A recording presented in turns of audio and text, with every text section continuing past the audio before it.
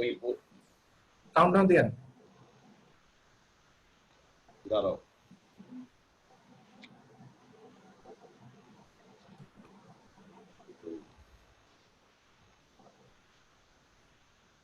বাবুর আধা চেহারা দেখা যায়। হ্যাঁ আমি একটু কাজ করছি তো এই জন্য। বাবু প্রোডিউসার। ও বাবু প্রোডিউসার, নেপথ্যের লোক, সংবাদ নেপথ্যে।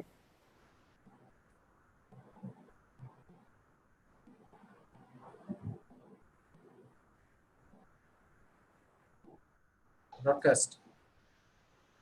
দাঁড়াও,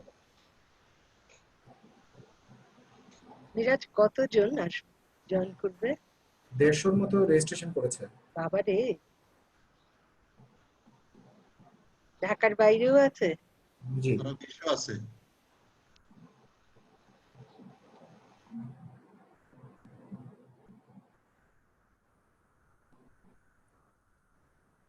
মিরাজ শুরু করলাম। আপনারা চালু, এই যে চালু করেন। আমি একটু আমাদের আরেকটা মিটিং থেকে আসতেছি ঘুরে।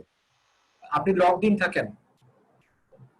হ্যাঁ, না আমি আরেকটা মিটিং, আমি জুমে আরেকটা মিটিং এ ঢুকতে হবে। শুরু হচ্ছে।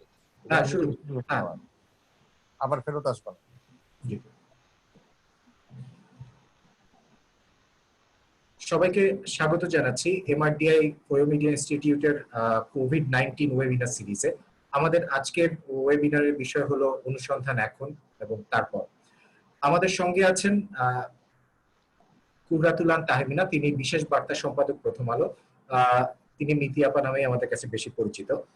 সাথে আছে Anna Maris, program manager for media institute. She was a investigative journalist for a long time in Swedish state broadcast company. And there is Badruddoza বাবু আছেন। বদরুদ্দোজা বাবু দীর্ঘদিন অনুসন্ধানী সাংবাদিকতা করে এখন এমআরডিআই এর অনুসন্ধানী হেল্প ডেস্কের প্রধান হিসেবে কাজ করছেন। আর পুরো সময় জুড়ে সঞ্চালনায় আমি থাকছি, মিরাজ আহমেদ চৌধুরী। আমি এমআরডিআই হেড অফ প্রোগ্রাম এবং গ্লোবাল ইনভেস্টিগেটিভ জার্নালিজম নেটওয়ার্কের বাংলা এডিটর হিসেবে কাজ করছি।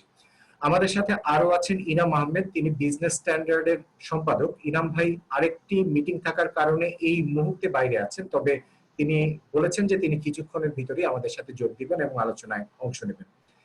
এর পাশাপাশি আমাদের সাথে আছেন এমআরডিআই নির্বাহী পরিচালক হাসিবুর রহমান মুকুর। এমআরডিআই দীর্ঘদিন ধরে বাংলাদেশে অনুসন্ধানী সাংবাদিকতার দক্ষতা উন্নয়নে কাজ করে যাচ্ছে।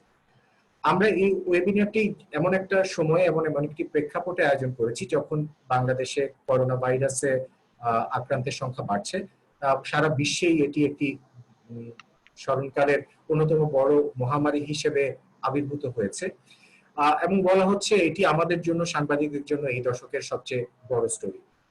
এই সবচেয়ে বড় স্টোরিকে আমরা কিভাবে কভার করছি, আমরা কি কতটা অনুসন্ধানী সাংবাদিকতা করছি এটি নিয়ে, আমাদের আরো কি করার আছে যখন আমাদের সামনে এই রোগে আক্রান্ত হওয়ার ঝুঁকি আছে, আমাদের তথ্য পাওয়ার ঘাটতি আছে, অফিসগুলো বন্ধ, তথ্য যাচাইয়েও সমস্যা আছে। এমন একটা সময় আমরা কিভাবে এই অনুসন্ধান করতে পারি, আমাদের সামনে কোন দিকে তাকাতে হবে, এইসব বিষয় নিয়ে আমরা আজকে আলোচনা করব। একই সাথে তুলে ধরবো বিশ্বের অন্যান্য জায়গায় কি হচ্ছে। এমন একটি প্রেক্ষাপটকে পেছনে রেখে আমি মিতি আপার কাছে প্রথমে জানতে চাই যে এটা একটা ঝুঁকিপূর্ণ সময়, সাংবাদিকরা মাঠে গেলে তাদের ঝুঁকি আছে। আমাদের গণমাধ্যমগুলোকে এখন তাদের ওয়ার্ক ফ্লোকে ঢেলে সাজাতে হচ্ছে, অনেকে বাড়ি থেকে কাজ করছেন, কর্মীর সংকট আছে।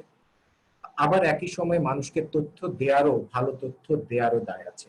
এত ঝুঁকি, এত লোকবল স্বল্পতা, ওয়ার্কফ্লোর পরিবর্তন, সমস্যা, সংকটকে মাথায় রেখেও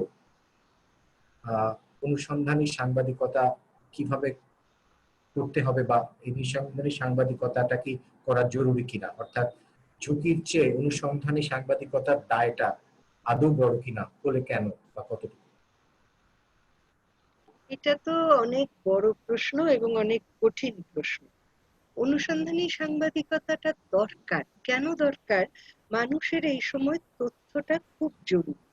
মানুষ যখন ভালো তথ্য না পাচ্ছে, অথচ নানান দিক থেকে, সোশ্যাল মিডিয়া থেকে অথবা ফোনে ফোনে লোকের কাছ থেকে নানা রকম তথ্য আসছে, যাতে মানুষের উদ্বেগ বাড়ছে, মানুষ ভালো থাকতে পারছে না। মানুষের তথ্যগুলো জানা দরকার আছে। এবং এটা এমন একটা সময় যখন অনেক অন্য কিছুও কিন্তু ঘটে যাচ্ছে ভেতর থেকে। এই যে তথ্যটা চাপা দেওয়ার একটা চেষ্টা আছে, আগের সমস্যাগুলো তো কোনোটা চলে যায়নি, মানুষের উপরে রিপ্রেশনের দিকটাও কিন্তু এখনো আছে। এখন কেমন করে আমি এই সময় অনুসন্ধানী সাংবাদিকতা করব, এইটা যদি বলেও, তাহলে আমি বলবো যে একদম বেসিক জায়গায় আমাদের ফিরে যেতে হবে। আমরা মানুষকে মাথায় রাখবো। আমি কাকে তথ্য জানাতে চাচ্ছি, তার কি তথ্যটা জানা দরকার, সে কি জানতে চায়, তার কিভাবে জিনিসটা জানা দরকার। জীবন আর মানুষ, এই দুটো বুঝবার জন্য আমার কিন্তু খুব দূরে তাকাতে হয় না। আমি আমার নিজেকেও যদি একটু ভাবি, আমি বুঝতে পারবো। আমার বিকল্প উপায় বার করতে হবে। আমার যারা পুরনো সোর্স আছে, যাদের সঙ্গে আমি কথা বলেছি, ইন্টারনেটের মাধ্যমে আমি যতটুকু যাচাই করতে পারি নিজেদের মধ্যে, সেটুকু করতে হবে। আর ঝুঁকি আছে, তার মধ্যেও চেষ্টা করতে হবে একটু মাঠে যদি যাওয়া যায় নিজেকে নিরাপদ রেখে, সেইটাও বোধহয় সম্ভব। আর আরেকটা জিনিস আমরা ভুলে যাই করতে, আমরা ফলো আপ করেও কিন্তু অনুসন্ধানের দিকটাতে যেতে পারি। আমি যেই কমিউনিটির কাছে 2 মাস আগে যখন হয়তো যেতে পেরেছিলাম, যাদের সম্পর্কে কিছুটা অনুসন্ধান করেছিলাম, তাদের সম্পর্কে আমি আরেকটু হয়তো করতে গেলাম। এবং রিসার্চের দিকটা করতে কিন্তু আমার এখন সেই দিকটাতে তো আমি আটকাচ্ছি না। আমি রিসার্চটা এখন আশা করি হোপফুলি যে অনলাইনের সাহায্যে আমরা অনেকখানি করতে পারবো, কিন্তু কাজটা খুব কঠিন। এবং মানে কি বলবো, একটা ঝুঁকি এখানে রয়ে যায় এই সময়ে, যে আমরা প্রায়ই যখন এখন স্টোরি করতে যাই, যেহেতু আমরা খুব বড় পরিসরে তাকাতে পারছি না, দেখতে পারছি না, একটা ঘটনা, একজনের গল্প, একটা অ্যানেকডোট, এই জিনিসটা আমাদের স্টোরিতে বড় হয়ে আসে। আমি যদি একটু মাথায় রাখি যে অ্যানেকডোটাল স্টোরি সবসময় ঠিক চিত্র দেয় না, তখন আমি যদি একটু খোঁজ করে তার একটা কনটেক্সট দিতে চেষ্টা করি, কিছুটা হলেও অনুসন্ধানের কাজ হয়। এবং অনিয়মের খবর শুনি, আমি কি একেবারেই সেটা চেক করার আমার কোনো উপায় নাই? ধরো আমি কথার কথা বলি, প্রাণের কথা যদি ওঠে, আমি যাদেরকে চিনি যারা এরকম ত্রাণ নেওয়ার উপযোগী মানুষ, আমি কিন্তু চিন্তা করলে এরকম 10টা 5টা ফোন নম্বর নিজে মনে করতে পারবো, বা জোগাড় করতে পারবো, বা আমার বাসাটার থেকে নেমে আমি দুটো লোকের সঙ্গে কথা বলতে পারবো। এখন যতটুকু সামর্থ্য তার ভিতরেই কাজটা করতে হবে। করছে না যে মানুষ, তা কিন্তু না, হচ্ছে। আমি বোধহয় খুব ভালোভাবে এটা বলতে পারলাম না তোমার উত্তরটা। ঠিক আছে, নীতি আপা, থ্যাংক ইউ। আমি এটা নিয়ে আবার আপনার কাছে ফিরে আসবো। তার আগে আমি একটু বাবু ভাইয়ের কাছে যেতে চাই যে ধরেন সাধারণ মানুষের চাহিদা বলেন বা নীতি নির্ধারণ বলেন বা জবাবদিহিতার জায়গা বলেন, অনুসন্ধানী এই ধরনের একটা মহামারীতে অনুসন্ধানী সাংবাদিকতা কিভাবে মানুষকে হেল্প করে, বা নীতিকে, পলিসিকে বা সিস্টেমকে হেল্প করে কিভাবে, বা করতে পারে কিভাবে? আওয়াজ আসছে না। এখানে দুটো বিষয় আছে, যে এখানে একটা হচ্ছে যে তথ্য জানানোর বিষয় আছে, আর আরেকটা হচ্ছে যে এটা কেন ঘটছে, এই কেনর উত্তরটা খোঁজারও একটা বিষয় আছে। তো আমরা যেটা দেখি যে এই মানে এই মহামারীতে আসলে যেটা কাজ করতে, একটা হচ্ছে যে তথ্য জানানো, মানুষকে কি হচ্ছে, কতজন আক্রান্ত হয়েছে, আমি মানে এই বিষয়টা যেমন জানানো জরুরি, তেমনই জানানো জরুরি যে হাসপাতালে যারা চিকিৎসা সেবা দিচ্ছেন, যে নার্সরা, চিকিৎসকরা, তারা আসলে তাদের অসুবিধাটা কোথায়, এইটা নিয়ে আসলে যদি রিপোর্ট করা হয়, এবং আমরা বাইরের মিডিয়াগুলোতে দেখছি যে সেই ধরনের রিপোর্ট হচ্ছে, এই ধরনের যদি ইনভেস্টিগেটিভ রিপোর্ট করা হয়, তাহলে কিন্তু এই মহামারীতে আসলে কাজে আসবে, এবং সেটা সরকারেরও হেল্প হবে, এবং অন্যান্য যারা মাঠে কাজ করছে তাদের জন্য একটা বিশাল সাপোর্ট হবে। কারণ ইনভেস্টিগেটিভ রিপোর্টাররাই খুঁজে বের করতে পারে আসলে সমস্যাটা কোথায়। এই সমস্যাটা খোঁজাটাই হচ্ছে এখনকার সময়, দ্রুত সময় বড় বিষয়। এই দ্রুত সময়ে সমস্যাটা খুঁজে এবং সেটা সমাধান করাটা এই মহামারীর সময় খুবই জরুরি। বাবু ভাই আপনাকে ধন্যবাদ। যারা আমাদের সাথে সরাসরি জুমে এই ওয়েবিনারে যোগ দিয়েছেন, তারা আপনারা চ্যাট বক্সে অথবা কোয়েশ্চেন এন্ড আনসারে আপনাদের চ্যাট বক্সেই আপনারা আপনাদের প্রশ্ন বা মতামত লিখে জানাতে পারেন। আমরা এক পর্যায়ে কিছু প্রশ্ন একসাথে জড়ো করে নিয়ে মিতি আপা সহ আমরা সহ এটা নিয়ে সেই প্রশ্নগুলো নিয়ে আপনাদের মতামতগুলো নিয়ে কথা বলবো। এর ভিতরে আমরা বেশ অনেক মতামত পাচ্ছি, আপনারা চাইলে প্রশ্ন করতে পারেন। আর ফেসবুকে যারা সরাসরি বা ইউটিউবে যারা সরাসরি দেখছেন, ফেসবুকে যারা দেখছেন, তারা আপনার ফেসবুকের কমেন্ট বক্সে যদি মতামত করেন, আমরা সেই কমেন্ট মতামত গুলো আমরা এখানে আনার চেষ্টা করব এবং আশা করি আপনারা আমাদের সাথে থাকবেন এবং আমাদের এই ওয়েবিনারটাকে শেয়ার করে আরো মানুষের কাছে পৌঁছে দিতে সাহায্য করবেন। Anna, we have been discussing about like how investigative journalism helps in this kind of pandemics, because we are in a situation where there is less information, where there is lots of confusions, there is a lot of misinformations, and there is a lot of policy gaps in addressing these kind of problems, because we have never faced this kind of pandemics in recent times. So how do you think investigative journalism can contribute in this? I think that journalists all over the world are facing exactly the same challenges at the moment. We had a webinar yesterday where one of the news editors at Dagens Nyheter, which is Sweden's largest paper, was saying that doing investigative journalism at the moment is like digging in water. It just pours over and you can't get anywhere. That said, of course, there are many things that people can still do. But the challenges are there in getting the information, in being able to, obviously, to go out in the field and do our usual work. But as Miti was saying, there is also opportunities in looking at how to do research and analyzing statistics and working with what we can actually do at the moment. But I think it's a big challenge for everyone. Yeah. Thank you Anna. I think আমরা এখন আসলে এতক্ষণ আলোচনা করলাম যে প্রেক্ষাপটে এবং একটা ঝুঁকিপূর্ণ অবস্থাতে তারপরও কেন অনুসন্ধানী সাংবাদিকতা মানুষকে সাহায্য করতে পারে এবং পলিসিকেও সাহায্য করতে পারে, এবং আমাদের দেশে কেমন হচ্ছে আপনারা নিশ্চয়ই অবজার্ভ করছেন। মিতি আপা কি বলবেন যে আপনি তো যদি অন্য ৮-১০টা দৈনিক দেখেন, আমাদের দেশে আমরা কেমন অনুসন্ধান করছি এই বিষয়টি নিয়ে? আমাদের হচ্ছে কি, আমরা তো এমনিতেও মানে এটা আমি সবার প্রতি শ্রদ্ধা রেখেই বলছি যে আমাদের অনুসন্ধানটা কাজটা গুছিয়ে আমরা এখনো সেইভাবে মানে দাঁড়ায়নি, আমাদের এখানে মিডিয়াগুলোতে সেইভাবে সিস্টেমটা অতখানি দাঁড়ায়নি, এবং যত ইনফরমেশন চাপার সময় আসছে, রিপ্রেশন আসছে, এইটা অভ্যেসটা চলে যাচ্ছে। আর কঠিন পরিস্থিতিতে জিনিসটা হ্যান্ডেল করার নাই, অভ্যেসটা বা চর্চাটা আমাদের অতটা নাই। তার মধ্যেও কিন্তু কিছু কিছু কাজ চোখে পড়ে, যেটা বলে সেটা খুব ছোট কাজও হতে পারে, আবার বড় কাজও হতে পারে। ওই তোমরা আজকে নিশ্চয়ই ও আমাদের এখানে আসবে, তাই না?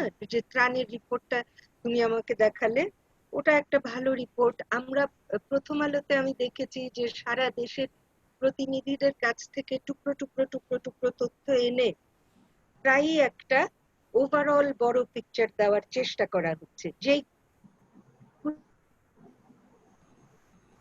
মানুষের কাজে লাগে। কোন হাসপাতালে কতগুলো আছে, এইগুলো যে খুব ডিগিং তা আমি বলবো না, কিন্তু এই ইনফরমেশন গুলো কাজে লাগে, মানুষের এখন প্রয়োজন হয় এটা। কেননা আলটিমেটলি আমার এই টাইমে রিপোর্টিং এ আমার সবচেয়ে গুরুত্বপূর্ণ মনে হয় যে এটার থেকে আমি কি পাবো, এটার ইম্প্যাক্টটা কি হবে, এইটা মানুষকে কোনোভাবে তার এই কঠিন সময়টা পার করতে সাহায্য করবে কিনা, তার চিকিৎসা পাওয়াটা আর একটু সুবিধা হবে কিনা। এই জন্য এখানে কিন্তু খুব ফাইন একটা ব্যালেন্সেরও দরকার আছে, কারণ আমার রিপোর্টিং এর কারণে মানুষের আস্থাটার একটা বড় ক্ষতি হয়ে যেতে পারে। বাবু যেমন হাসপাতালের কথাটাতে বললো যে সব দিক দেখে একটা কনটেক্সট তুলে ধরে রিপোর্ট না করলে একটা প্রচন্ড আতঙ্কেরই সেখানে তৈরি হয়। এখন কেমন করে করবে সেইখানে অনেক ভেবেচিন্তে কিন্তু সিদ্ধান্ত নেওয়ার বিষয় আছে। ওই একজন রোগীকে আমি একদিন কানেক্ট করে একটুখানি টুকরো ভিডিও দেখিয়ে দিলে সেইখানে আমি পুরো পিকচারটা পাবো না।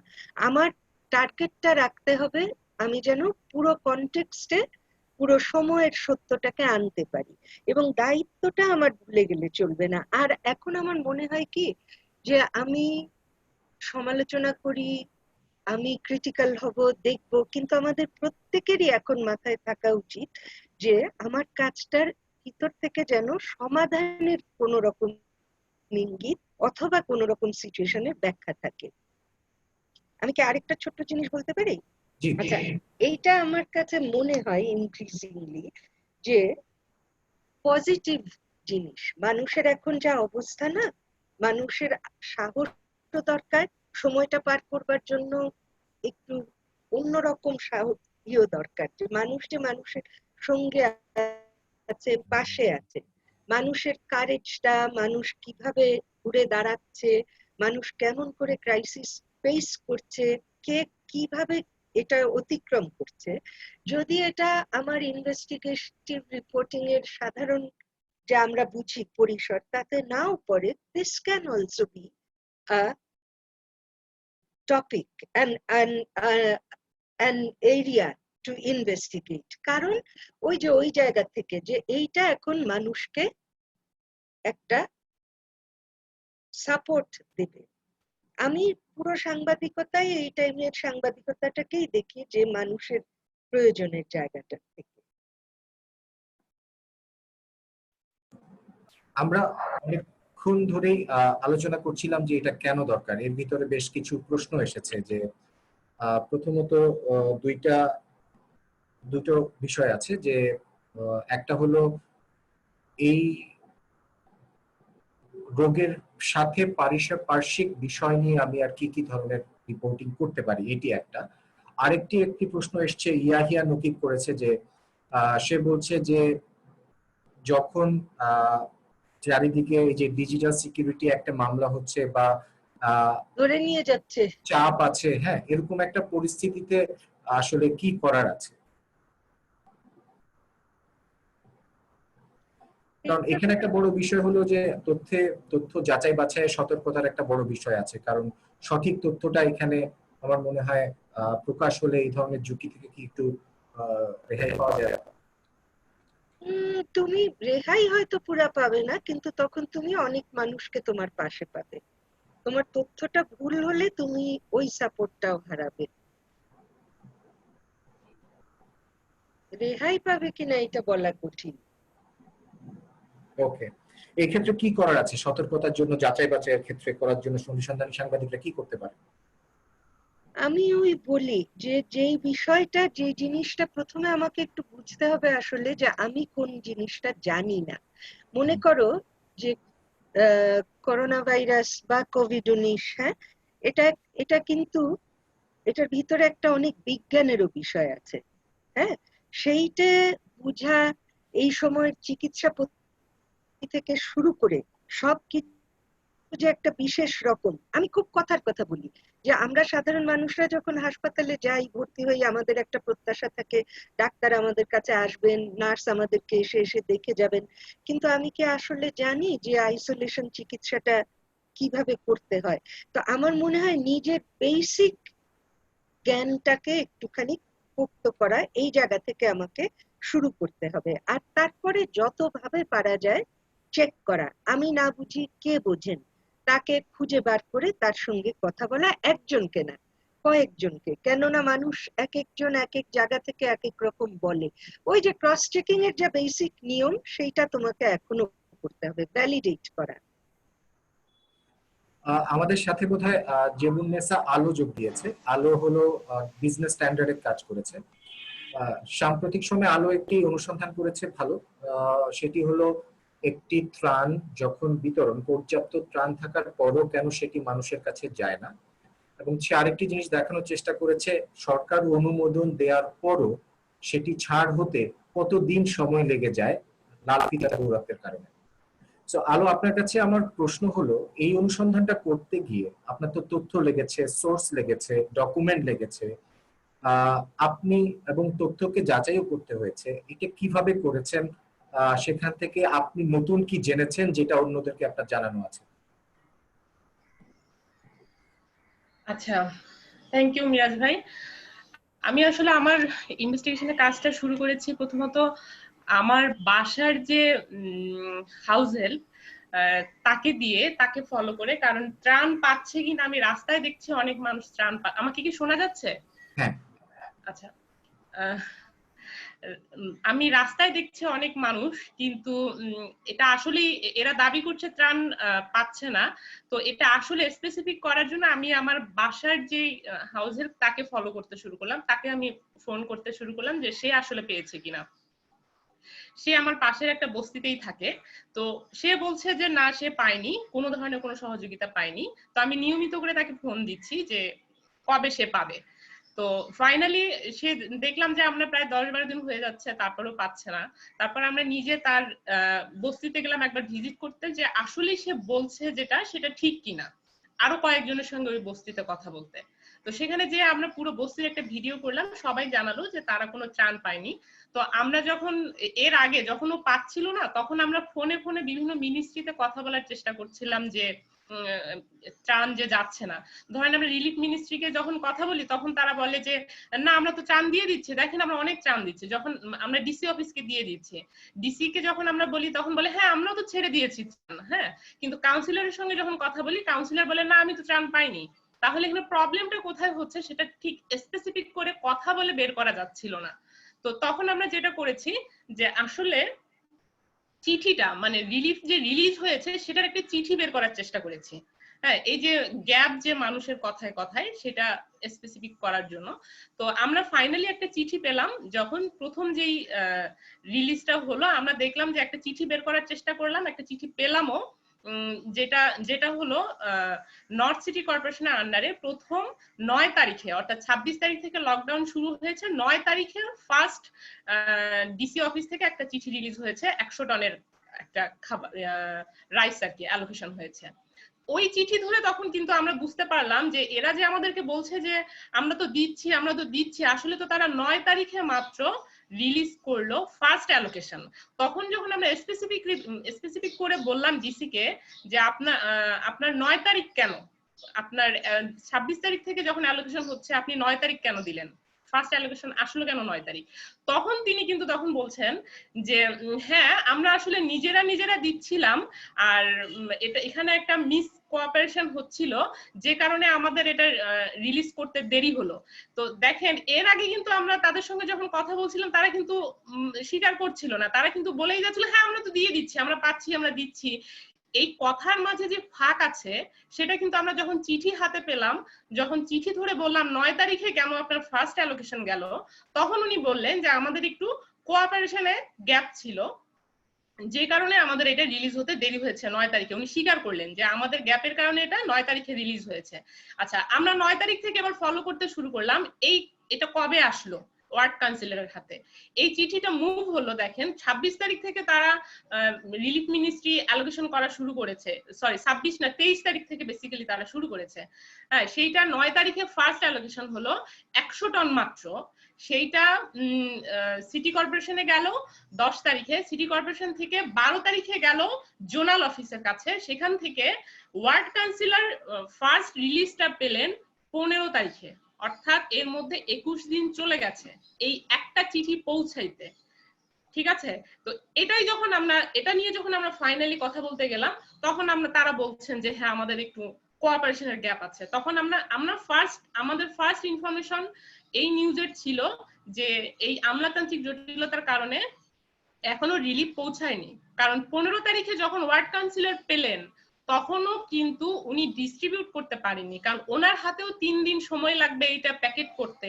সেই প্যাকেটের আবার অনেক ধরনের কৌশল আছে, ওখানে বিভিন্ন ছবি লাগাতে হবে, হ্যাঁ, বিভিন্ন ধরনের আইটেম কিনে দিতে হবে আলাদা ক্যাশ থেকে, সো আবার লেবার লাগবে সেটা ক্যারি করে করতে। তাহলে বুঝেন এই যে প্রসেস, অথচ মানুষ কিন্তু অলরেডি তাহলে 25 দিন হয়ে গেল তারা কিছুই পেল না। আচ্ছা, তাও আবার ফার্স্ট অ্যালোকেশন ছিল মাত্র 100 টন। 100 টনে তারা 100 টনকে যদি আমরা 5 কেজি দিয়ে ভাগ করি, 5-20 অর্থাৎ 20 জনের 20টি প্যাকেট তারা করতে পারবেন। এই এতদিন পর 20টি প্যাকেটের জন্য ফার্স্ট অ্যালোকেশন পেলেন। এটা ছিল আমরা প্রথম। এখন এই অ্যালোকেশন কতটুকু সাফিসিয়েন্ট সেটা আমরা প্রথম রিপোর্টে দেখাইনি। প্রথম রিপোর্টটা ছিল এই যে আমলাতান্ত্রিক জটিলতা, এটা আমরা যখন চিঠি হাতে পেলাম তারপরই আমরা বুঝতে পেলাম যে আসলে প্রবলেমটা কোথায় ছিল। এরপর আমরা একটা ফলো আপ স্টোরিও করেছিলাম সেকেন্ড, যে তারপরেও 1 মাস পরেও কেন মানুষ পাচ্ছে না, কারণ রিলিজ তো অলরেডি শুরু হয়ে গেছে। তখন আমরা দেখলাম যে এত কম পরিমাণে রিলিজ হচ্ছে যে এটা যদি আপনারা শুনেন যে 30 এপ্রিল পর্যন্ত নর্থ সিটি কর্পোরেশনের আন্ডারে 1150 মেট্রিক টন রিলিজ হয়েছে। এটা দিয়ে তারা 2,40,000 প্যাকেট করতে পেরেছেন। 2,40,000, যেখানে 6 লাখ ডিমান্ড, শুধু ডিমান্ডই দিয়েছে 6 লাখ, প্রাথমিক ডিমান্ড, প্রাইমারি ডিমান্ড। তার মানে এই 1 মাসে তারা 2,40,000, তাও একবারের জন্য, যদি একবার আপনি ধরেন একটা করে প্যাকেট, তাহলে 2,40,000কে তারা দিতে পেরেছে। আমরা জানি না 2,40,000 পেয়েছে কিনা, বাট আমার যেই হাউস হেল্পকে যে আমি ফলো করছিলাম, সে কিন্তু এখনো পায়নি। আমরা যে এই যে প্রসেসটা আমরা খেয়াল করছি, সে এখনো পায়নি, তার বস্তিও পায়নি। আমি আপনাকে অ্যাড করি, যেটা হলো আপনার কথা থেকে যেটা বুঝলাম, স্টোরি শুরু হচ্ছে মানুষ থেকে অবশ্যই, তারপরে আপনারা সোর্সের সাথে কথা বলছেন এবং নথিও ম্যানেজ করেছেন। তো আপনি জেনারেল ইনভেস্টিগেশনের ক্ষেত্রে এই কঠিন সময়েও তার মানে চাইলে নথি সম্ভব ম্যানেজ করা যায় এবং মানুষের কাছ থেকে এবং অথরিটির সাথে কথা বলে স্টোরি করা যায়। এবং সেইটার জন্য আপনি কি মনে করেন যে কিভাবে অন্য সাংবাদিকরা যদি এগোয় তাহলে আরো বেটার স্টোরি করতে পারে? হ্যাঁ, এখানে যেমন আমি বেসিক্যালি কাজ করি ব্যাংকিং সেক্টর, বিজনেস সেক্টরে। এই জেনারেল, এটা তো একটা জেনারেল সাইড বা ফুড সেক্টর, এই সেক্টরে আমি কখনো কাজ করিনি, this is the first time. তাহলে আমি কিভাবে অ্যাক্সেস পেলাম? আমি প্রথম টায়ার গুলো বের করেছি, যে কোন কোন টায়ারে এই প্রসেসটা হয়। ধরেন relief ministry, DC office, city corporation, zonal office, ward councillor, এই টায়ার গুলো বের করেছি। বের করে এদের আমি ফোন নাম্বার জোগাড় করেছি। ওয়েবসাইটেই আপনি সব ফোন নাম্বার, এটা আমাদের এখনকার রিপোর্টিং গুলো বেসিক্যালি আমরা ওয়েবসাইট ঘাটাঘাটি করে এই ফোন নাম্বার গুলো ম্যানেজ করে আমরা টার্গেট করেছি একাধিক মানুষকে টায়ারের, যাতে যে কেউ একজন তো অ্যাটলিস্ট কনভিন্স হবে যে হ্যাঁ আমার সঙ্গে একটু কথা বলেন, আমি অফিসিয়ালি বলছি না, আনঅফিসিয়ালি বলছি।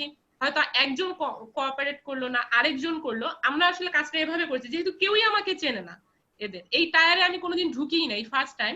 যেটা হচ্ছে আমরা প্রতিটা টায়ারে একাধিক মানুষকে টার্গেট করেছি, করে তার ফোন নাম্বার কালেক্ট করে আমরা ট্রাই করেছি। ফলে কেউ না কেউ রেসপন্স করেছে, এবং পজিটিভলি আমরা চেষ্টা করেছি। আমি বলি নাই যে আমি নেগেটিভ রিপোর্ট করব বা কি করব, আমি বলি নাই। আমি খুব পজিটিভলি তাদের কাছে অ্যাপ্রোচ করেছি যে আমি জাস্ট জানতে চাই আপনি রিলিফটা কবে দিলেন, কি করলেন। এরপর আমি মিলিয়ে নিয়েছি এই সিকোয়েন্সটা। আমরা এভাবে আর কি আমরা কাজগুলো করতে পেরেছি। আমার ধারণা আপনার অভিজ্ঞতা অন্য আমি যারা শুনছে তাদের সবার কাজে আসবে। আমাদের সাথে যোগ দিয়েছেন শিশির মোড়ল। উনি প্রথম আলোতে কাজ করেন, দীর্ঘদিন স্বাস্থ্য খাত নিয়ে কাজ করছেন এবং এই মহামারীটা উনি মাঠ থেকে কভার করছেন বেশ গুরুত্বের সাথে এবং বেশ দক্ষতার সাথে। আমরা শিশিরদার কাছে যাব, তার আগে আমি একটু বাবু ভাইয়ের কাছে প্রশ্ন করব, যখন টেলিভিশন সাংবাদিকরা বা ব্রডকাস্ট যখন কাজ করবে তখন সে এভিডেন্স ডকুমেন্ট যে ম্যানেজ করবে, সে ভিডিও লাগবে, তার ছবি লাগবে, এগুলো ম্যানেজ করার সোর্স কি হতে পারে, কিভাবে সে আরো বেটার স্টোরিজ করতে পারে? কারণ এখন অনেকেরই ঘরে বসে অনেক স্টোরি দিতে হচ্ছে, হয়তো অনেক ক্ষেত্রে মাঠে যাওয়া সম্ভব না। এরকম পরিস্থিতিতে বেটার ফুটেজ বা এভিডেন্সেস ডকুমেন্টস কালেক্ট করার জন্য আপনি কোনো সাজেশন দিবেন কিনা? এখন তো সেই ধরনের রিপোর্ট করার সুযোগ আছে, কারণ হচ্ছে আপনি যদি দেখেন একটা রিপোর্ট যদি দেখেন যে বলা হয়েছিল হাসপাতালগুলোতে N95 মাস্ক দেওয়া হবে, তাই না? দেওয়া হয়েছে, এবং সেটার কিন্তু যেই টেন্ডার ডকুমেন্ট সেটা কিন্তু অ্যাভেলেবেল, এবং সেই জিনিসটা ধরে কিন্তু রিপোর্ট হয়েছে, পত্রিকায় রিপোর্ট হয়েছে, টেলিভিশনগুলোতেও হয়েছে, কিন্তু সেইভাবে হয়নি। কিন্তু এই N95 মাস্কটা আসলে ডাক্তারদের কাছে পৌঁছেছে কিনা, সেটা কি ধরনের মাস্ক, যেটা আসলে N95 না, সেটা আসলে কোথায় হয়েছে, এবং যে কোম্পানিটা ফ্যাক্টরিতে হয়েছে সেটা আসলে N95 মাস্ক তৈরি করার ক্ষমতা রাখে কিনা, বা তারা সার্টিফিকেট পেল কোথায়, এগুলি মিরাজ কিন্তু সবই অ্যাভেলেবেল, এগুলি সবই আপনি কালেক্ট করতে পারবেন। বরং আপনি এই সময় যখন হসপিটালে কভার করতে যাবেন, তার চাইতে আপনি এই ধরনের ইনভেস্টিগেশন ঝুঁকি কম, কারণ হচ্ছে আপনি একা একা যাচ্ছেন, অন্যান্য জায়গায় তো আরো 10-12 জন যেতে চায়।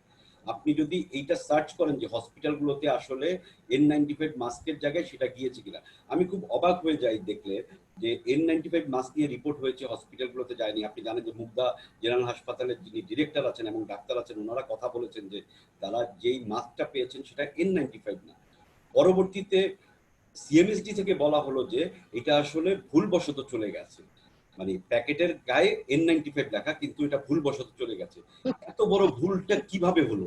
প্যাকেটের মধ্যে N95 মাস্ক লেখা, ভিতরে N95 নাই। পরবর্তীতে এই মাস্কগুলো ফেরত নেওয়া হবে বলেছে এবং 1 সপ্তাহের মধ্যে রিপ্লেস করা হবে। এইটা নিয়ে কিন্তু কোনো রিপোর্ট নাই যে 1 সপ্তাহের মধ্যে কিন্তু রিপ্লেস হয়নি, আমি যতটুকু খবর পেয়েছি। আমরা Follow যখন up. বাবু জিআই জেনের ক্ষেত্রে আমরা দেখছিলাম যে যখন ওয়েবিনারটা হয়েছিল একাধিক লোক মানে এক্সপার্ট পরামর্শ দিচ্ছিলেন যে তারা বলছেন ইতালি থেকে, চীন থেকে, ইভেন ইউএস থেকে, এবং সাধারণ সাংবাদিকরাই বলছেন যে এই মুহূর্তে ক্রাউড সোর্স কন্টেন্ট, অর্থাৎ মানুষ ছবি তুলে পাঠাচ্ছে, মানুষ ভিডিও তুলে পাঠাচ্ছে, মানুষ ডকুমেন্টের ছবি তুলে পাঠাচ্ছে, এই ক্রাউড সোর্স কন্টেন্ট একটা বড় অনুসন্ধানী সোর্স হয়ে দাঁড়িয়েছে। বাট এই অবস্থা থেকে আমি শিশিরদের কাছে জানতে চাই, শিশিরদা আপনি অনেকদিন ধরে স্বাস্থ্য নিয়ে একজন বিশেষজ্ঞই বলবো সাংবাদিকতায়, তো এই মুহূর্তে আমাদের আসলে অনেক প্রশ্ন। একটা প্রথম প্রশ্নটা আমি বলবো যে অনুসন্ধান কোন কোন বিষয় নিয়ে হওয়ার সুযোগ আছে যেটা নিয়ে সাংবাদিকরা একটু মনোযোগ দিতে পারেন, যেটা হয়তো গ্রেটার মানুষের উপকারে আসবে এবং হয়তো পলিসিকেও সাহায্য করবে যেন তারা সিস্টেমের প্রবলেম গুলোকে অ্যাড্রেস করতে পারে। আপনাদেরকে ধন্যবাদ। একটা হচ্ছে যে অনুসন্ধান চলছেই, যেমন একটা বলি, একটা হচ্ছে যে ইন্টারন্যাশনাল হেলথ রেগুলেশন বলে একটা জিনিস আছে, যেটা আমাদেরকে 2005 সাল থেকে বলছে আমাদের দেশের বা পৃথিবীর সদস্য রাষ্ট্রগুলোর কোন ধরনের প্রস্তুতি থাকবে। তো আমি যখন প্রথম কাজ শুরু করেছিলাম তখন আমি যেহেতু আগে থেকে যে জানতাম যে ইন্টারন্যাশনাল হেলথ রেগুলেশনটা কি, তখন আমি দেখেছি যে আমাদের এয়ারপোর্ট গুলো নিয়ে যে কথা হয়েছে বা আমাদের সমুদ্র বন্দর নিয়ে বা স্থল বন্দর নিয়ে, সেখানে আসলে আমাদের অনেক আগে থেকেই প্রস্তুত হওয়ার কথা ছিল। এটা এমন না যে শুধুমাত্র আপনি এই করোনা ভাইরাসের জন্য করবেন, যে কোনো সময় যে কোনো পরিস্থিতি এটা হতে পারে, যে কোনো ভাইরাস আসতে পারে, যে কোনো রোগ আসতে পারে, সেই জন্য আমাদের প্রস্তুত থাকার কথা ছিল। এবং আমাদের একটা প্রকল্প ছিল এবং তার জন্য প্রচুর খরচও হয়েছে। আলটিমেটলি আমি যখন অনুসন্ধান করলাম দেখলাম যে টাকা খরচ হয়েছে কিন্তু কাজটা হয়নি। এয়ারপোর্ট গুলো নিয়ে যখন অনেক কথা হচ্ছে দেখলাম যে এয়ারপোর্টের পিছনে খরচ হয়েছে কিন্তু কাজ হয়নি। সেই অনুসন্ধান আমার এখনো অব্যাহত আছে।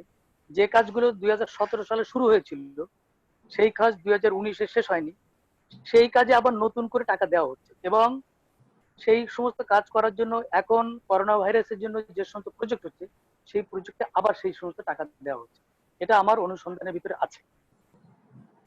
একটা হচ্ছে যে N95 নিয়ে তো গেলই, আমরাও রিপোর্ট করেছি N95 নিয়ে। এখন হাসপাতালে যে সমস্ত বিষয় নিয়ে অনুসন্ধান হতে পারে, একটা হচ্ছে বড় অভিযোগ আছে হাসপাতালগুলোতে চিকিৎসার মান নেই।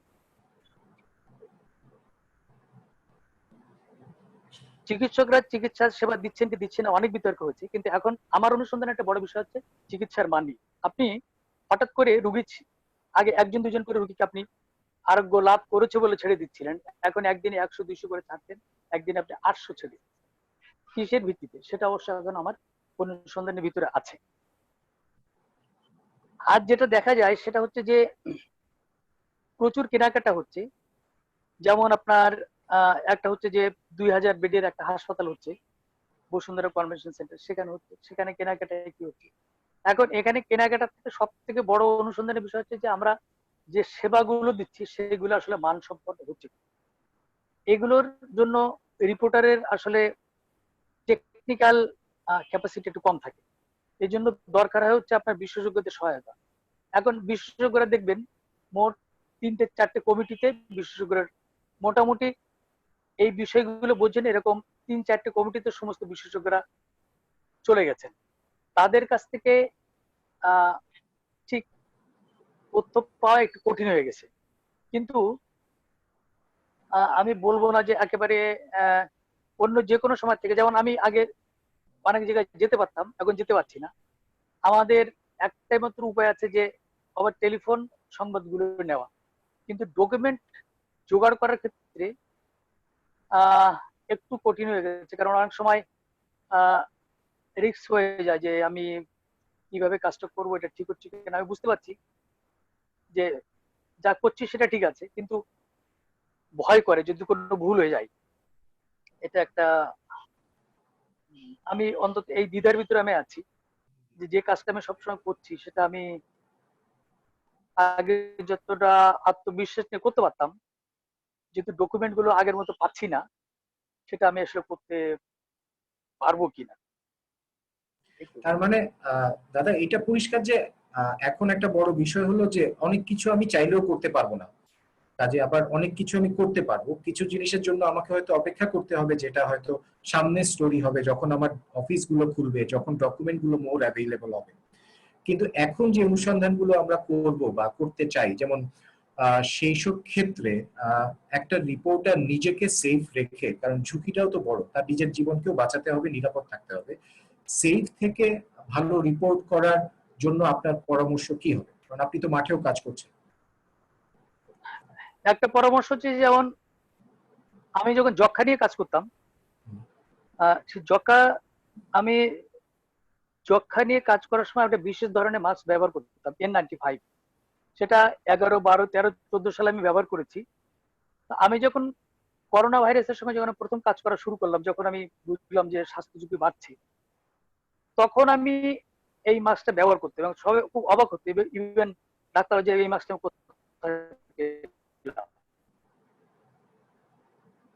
একটা হচ্ছে যে আমি যদি সায়েন্সটা জানি, তাহলে সায়েন্সটা মেনে আমার আসলে চলতে হবে। এখানে আমাদের এই পর্যন্ত যত সায়েন্স আছে, কোনো কিছুতে আসলে এই ভাইরাসের সম্পর্কে জানা যাচ্ছে না। একমাত্র উপায় হচ্ছে যে আপনার নিজেকে রক্ষা করা। এখানে রক্ষা করবেন কি করে, মানে যত নতুন পড়ছে তত দেখছি আসলে রক্ষা করার পথগুলো আসলেই কম। এক হচ্ছে ঘরের বাইরে কম যাওয়া, 1 নম্বর। আপনি ঘরের বাইরে কম যে যত রিপোর্ট করতে পারবেন সেটা আপনার করতে হবে। যদি আপনাকে যেতেই হয়, তাহলে আপনাকে আমি বলবো না যে PPE পরে যেতে হবে, কিন্তু আপনাকে মিনিমাম মাস্ক পরতেই হবে। মাস্ক না পরে কোথাও যাওয়া উচিত না। সম্ভাব্য যে যে জায়গাগুলোতে আপনার হাত না দিলে নয়, হাতটাকে নিরাপদ রাখতে হবে। হাত চোখে মুখে দেওয়া যাবে না। এই জিনিসগুলো আসলে প্র্যাকটিস না করলে হবে না, এবং নিজের উপরে বিশ্বাস করতে হবে।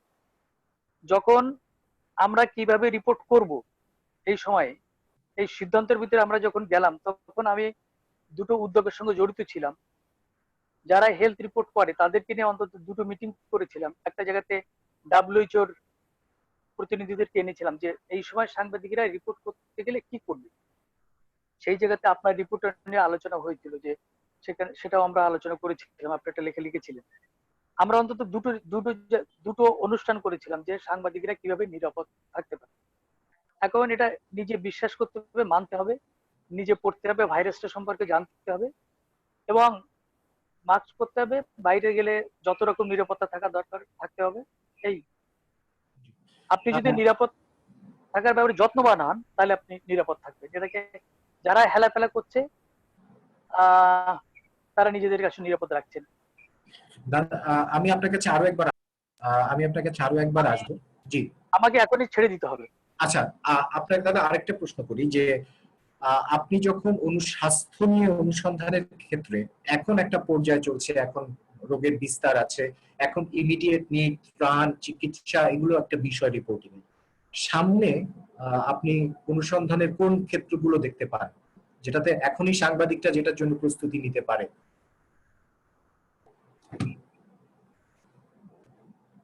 একটা হচ্ছে যে এখনকার কেনাকাটা, এইটের ডকুমেন্ট পেতে আপনাকে আরো 3, 4, 5, 6 মাস দেরি করতে হবে। এখন একটা প্রস্তুতি নিতে পারে, যে বড় বড় 3-4টা প্রজেক্ট হচ্ছে, ওয়ার্ল্ড ব্যাংক টাকা দিয়েছে, ADB টাকা দিয়েছে, আরো অনেক জায়গাতে টাকা এসেছে। সেই টাকাগুলো আসলে ঠিক মতো, মানে কোন খাতে এই জিনিসটা হলো, খরচ হলো, কোন জিনিসপত্র কেনা হলো, ইত্যাদি ইত্যাদি, এটা আপনি রেখে দিতে পারেন। আর একটা হচ্ছে এই সময় যে আমি চিকিৎসা দিলাম না, অনেক রোগের এই সময় আমি চিকিৎসা দিইনি, সেই রোগগুলো কোথায় গিয়ে দাঁড়ালো। মানে যেমন ধরুন, এখন তো হার্টের রোগী ছিল, এখনো ডায়াবেটিস রোগী ছিল, আর অনেক রোগের রোগী ছিল। সেই বোঝাটা আমাদের কত বড় হলো, সেটা একটা হতে পারে। এই জিনিস এই তো এইগুলো। আর আমি আসলে খুব একটা ভাবিনি। এখন এই সময়টা নিয়ে এত ব্যস্ত যে ভবিষ্যতের জন্য ভাবার সময়টাও কম পাওয়া যাচ্ছে। এই দুটো জায়গায় কাজ হতেই পারে। দাদা, আরেকটা হলো ঢাকার বাইরে থেকে আমাদের সাথে অনেকে যোগ দিয়েছে এবং একাধিক প্রশ্ন এসছে। অনেকে বলছে যে অনুসন্ধান কি শুধু ঢাকা কেন্দ্রিক হয়ে যাচ্ছে কিনা, জিম এই প্রশ্নটা করেছে। মাহবুব বলছে যে এই সময় জেলা পর্যায়ে কি ধরনের রিপোর্ট তারা করতে পারে। ঢাকা কেন্দ্রিক হয়ে যাচ্ছে এই কারণে যে সমস্ত গণমাধ্যমের মূল জায়গা হচ্ছে ঢাকা। ঢাকা থেকে কেউ বলেনি যে খুলনার কোনো সাংবাদিক কেন অনুসন্ধান করবে না। খুলনার সাংবাদিকদের তাদের এখন মূল কাজটা করছে হেলথ রিপোর্টার না। হেলথ রিপোর্ট প্রত্যেক সাংবাদিককে হেলথ তার অফিসের প্রধান হেলথের কাজ যারা করছে তাদেরকে ফোন করা উচিত যে আমার খুলনাতে এই ঘটনা ঘটেছে। যেমন একটা বলি, এখন এই মুহূর্তে সাংবাদিক করতে পারে যে ঢাকাতে রুগী কন্টাক্ট ট্রেসিং এর একটা ব্যাপার আছে, সেই জিনিসগুলো ঢাকাতে করছে আপনার মূলত আইডিসিআর। খুলনাতে কারা করছে বা বান্দরবনে কারা করছে, এই কাজগুলো কিভাবে হচ্ছে, এই কাজগুলো কিন্তু পরিষ্কার না মানুষের কাছে। সেটা কিন্তু কন্ট্রাক্ট ট্রেসিং এর কাজ, মূল কাজটা এখন আবার ঢাকার বাইরে। ঢাকা যা হওয়া সেটা হয়ে গেছে। ঢাকায় ঢাকার বাইরে সাংবাদিক এই কাজটা করতেই পারে। যে যে সমস্ত জেলাগুলোতে এখন রোগীর সংখ্যা কম, সেই সমস্ত জায়গাগুলো কন্ট্রাক্ট ট্রেসিং কারা করছে, কিভাবে করছে, আদৌ সেগুলো করছে কিনা, না করে কি শুধু রোগীর বলে দিচ্ছে, সেটা একটা হতে পারে। অনেকগুলো কমিটি আছে, আপনার উপজেলা পর্যায়ে কমিটি আছে, জেলা পর্যায়ে কমিটি আছে, সেই কমিটিগুলো কাজ করছে কিনা। এই কমিটিগুলোর কাজ ঢাকাতে দেখা যায় না, এই কমিটিগুলো ঢাকাতে নাই, কিন্তু উপজেলাতে জেলাতে প্রত্যেকটা জেলায় উপজেলা কমিটি আছে। সেই কমিটিগুলো কিভাবে কাজ করছে এগুলো দেখার খুব সুযোগ আছে। আপনাকে অসংখ্য ধন্যবাদ আমাদের সাথে যোগ দেওয়ার জন্য। আপনি আরো বেশি সময় থাকতে পারলে আমরা আরো জানতে পারতাম। আমাদের আমরা let's go back to Anna. Like we have been discussing so far what kind of investigation is being done in Bangladesh. So now what you can see like in Europe or your country or other part of the world, what kind of investigation is being done and how they are doing it? Well, first of all, I wanted to say that it's so inspiring to hear about the works of Jebunesa and Shishir, because it's exactly this that will keep journalism going and surviving through this crisis, to be that relevant to our listeners and to our readers and viewers. And it's not reporting how many people have fallen ill, because we can read that from the government website. This is real journalism, and it's exactly what we should be doing. But for the purpose of this exercise, I actually chatted this morning to my former colleague at Swedish Television. He's the editor of the main investigative program Uppdrag Granskning on public service TV. And he was saying that actually they have been able to produce investigative journalism as per usual until now, but even they are meeting the restrictions on movement and on difficulty of getting information out. So they have replanned, or they have rescheduled quite a few of their programs. They do one every week during this spring now. They are still working on some original stories, but they will also do a bit of retrospective, looking back at old stories that they have produced before and follow them up with what happened with this case that we were looking at last year. It's a format that they have used before, so it's not completely new for Corona, but they are doing a few extra of those this spring in order to be able to pool their resources into taking more time to do the new programs, because it does take more resources than normal. So that's one way of doing it. He was also saying that they do find it difficult, even the top investigative show here, to be able to get information that they require, because the different authorities aren't as staffed as they normally are. For example, there is a little disarray still in, everyone is a bit thrown by this. People are working from home and they don't always have access to the right channels, that it's not as normal, quite simply. So he was describing the difficulties in this. when you look at the practical way of working with journalism, I see tendencies, or we see tendencies at FOIO of people. For example, if you look at The Guardian, they are not up to the standards of the number of stories that they are doing investigatively at the moment. You see a tendency towards working together with academia, looking at studies that have been done instead of maybe digging yourself. But I think that we all have to look for different partnerships in this time of crisis. We all have to see, well, can we work closer to academia, maybe to the universities? Can we work closer to each other? Can we cooperate between the different media houses? This is something that is not uncommon when I used to work for the radio station in Sweden, we often worked together on investigative stories with the local paper, because we felt that we had different audiences and we would do the job differently. We would present it differently. We might even share out so that the newspaper did one aspect of the story and we did another. It was still the same story, but it wasn't exactly the same job. How you can find ways of cooperating with your colleagues during the crisis, but on those common interests that you may have. There is also good arguments for maybe looking to your audience. You mentioned crowdsourcing before, Mirage, and turning to Facebook to listen to your own readers, ask questions to them. What do they see? How can we source cases via social media? It's people are sitting at home in lockdown at the moment, so there are lots of opportunities as well. People have time on their hands. So I think it's very much a matter of looking what can be done, not so much at what can't be done, because we know that already, and finding all those new ways. But then nobody says that it's not a challenge, certainly. We all feel that. এনা যেটা বলতে চাচ্ছে, আমি একটু যদি সারমর্ম করে বলি, ওর প্রধান বক্তব্য হলো এখন কি করা যাবে না, তার চেয়ে বেশি মনোযোগ দিয়ে দেখা দরকার কি করা যাবে। সে বলছে গণমাধ্যম, ঢাকার গণমাধ্যমগুলো স্থানীয় গণমাধ্যমের সাথে পার্টনারশিপ করে স্টোরি খুঁজতে পারে, কাজ করতে পারে। আবার গণমাধ্যমগুলো একাডেমিক ইনস্টিটিউশনের সাথে পার্টনারশিপ করে স্টোরি করতে পারে, যেটা ওরা আগে করেছে এবং ওদের দেশে হচ্ছে।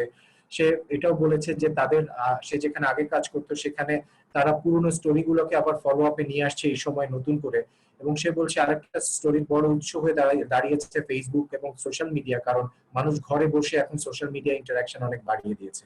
মিতি আপা, আপনি কি যেন বলতে চাচ্ছিলেন? আপনি আমার মনে হয় শিশিরদা বলার পরপরই আমি যদি আপনি বলেন। আপনি মিউট করা মিতি আপা, আপনি যদি মিউটটা অন করেন। ও এখানে হয়েছে, অন হয় না? হয়েছে মিতি আপা, হয়েছে। হ্যাঁ, না আমি বলতে চাচ্ছিলাম ওই যে ঢাকার বাইরে থেকে একজন বললেন না যে কি করবেন, ছোট্ট একটা উদাহরণ দিই। স্টোরিটা আমি সেদিন এডিট করেছিলাম বলে আমার খুব মানে টাচ করেছে আমাকে। ছোট্ট এক জয়পুরহাটের একটা উপজেলার একটা ডাক্তারের উদ্যোগে ওইখানে ওই বুথ করে করে ওরা স্যাম্পল কালেকশন করছিল। এবং ওই যে আমি বলছিলাম পজিটিভ স্টোরিও ইনভেস্টিগেশনের বিষয় আছে, ছোট স্টোরিটা, ওই স্টোরিটা করার পরে কিন্তু আজকে আমি দেখলাম ন্যাশনাল লেভেলে স্যাম্পল কালেকশনে গভর্নমেন্ট বুথের দিকে যাচ্ছে। তার মানে হচ্ছে যে আমার আশেপাশে, আমার চারপাশে ছোট যাই কিছুই ঘটছে, আমি দেশের যেইখানেই বসে থাকি, আমি যদি মনে করি যে এইটা একটা নতুন কিছু, এইটা একটা পয়েন্ট করছে একটা নতুন দিকে, আমার সেটা রিপোর্ট করতে হবে। করলে সেইটার থেকে কিন্তু একটা ইম্প্যাক্ট আসবে। আচ্ছা, সামনের দিকে রিপোর্টিং কতগুলি ইস্যু এখনই আসে, এবং হেলথেরই, ম্যাটারনাল হেলথটার দিকে খুব নজর দরকার এখন। এইটা এখন একেবারেই অবহেলায় পড়ে গেছে। এই ক্রাইসিসের পর বা মাঝখানেই গন্ডগোল হবে। আমি মাঝখানের এখনই কিছু ঘটনা জানি যেগুলি খুবই মারাত্মক। মেন্টাল হেলথটা একটা মেজর ইস্যু হবে সামনে। এটা নিজেদের আশেপাশে দেখে করা যায়। এটা তো আর শুধু হেলথ সমস্যা না, জীবন আর জীবিকা। আমি জীবনেরটা যদি নাও বুঝতে পারি, মানে আমি যদি করোনা ভাইরাসের সায়েন্স এবং ওইটার টেকনিক্যালিটিস বুঝতে নাও পারি, জীবিকাটা কিন্তু আমরা সবাই বুঝতে পারবো এবং আমরা সবাই সেটা অনুসন্ধানও করতে পারবো, সেই রিপোর্টগুলিতে মানুষের উপকার হবে।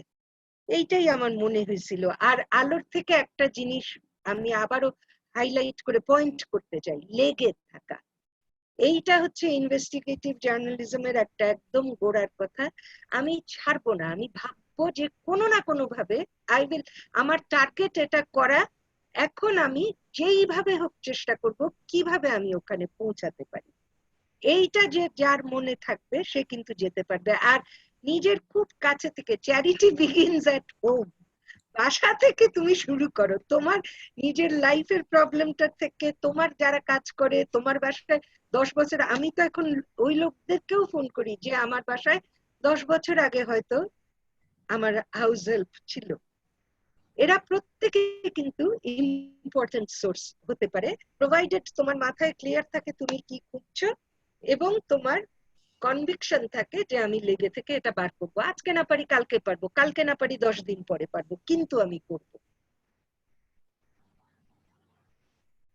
ধন্যবাদ।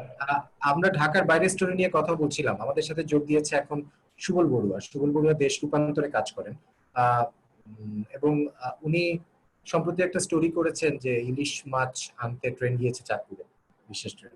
সো ঢাকার বাইরে থেকেও যে স্টোরি হচ্ছে, ভালো স্টোরি হচ্ছে, সেইটার একটা উদাহরণ আমি বলবো যে এটি হতে পারে। সুবল, আপনি এই অনুসন্ধানটা বা আপনি স্টোরিটা করতে কিভাবে পেলেন এবং এটাকে কিভাবে ডেভেলপ করলেন, এবং এটা থেকে আপনি এই করোনার সময় অনুসন্ধানী সাংবাদিকতা নিয়ে কি নতুন করে শিখলেন? ধন্যবাদ আপনাদের সকলকে। আমাকে কি শুনতে পাচ্ছেন আপনারা? জি। এটা তো ঘটনাটা হচ্ছে যে এই যে পহেলা বৈশাখের আগের দিন, এটা হচ্ছে 13ই এপ্রিল, তারা ওই যে মন্ত্রণালয়ের নির্দেশনার প্রেক্ষিতে তারা সেখানে ট্রেনটা চট্টগ্রাম থেকে চাঁদপুরে কুমিল্লা হয়ে আসাম হয়ে যাচ্ছিল। হ্যালো হ্যালো হ্যাঁ, নির্দেশনা ছিল যে বেতন এবং কিছু পেনশন ভাতা তারা প্রত্যেক স্টেশনে গিয়ে দিয়ে আসবে। তখন এর মধ্যে মাঝখানে যে ডিআরএম সাদেকুর রহমান, উনি কখন যে এই ট্রেনে করে ইলিশ আনবে, কখন ওখানে টিটি কে বলে রাখলো যে আমার জন্য অবশ্যই ইলিশগুলো আন।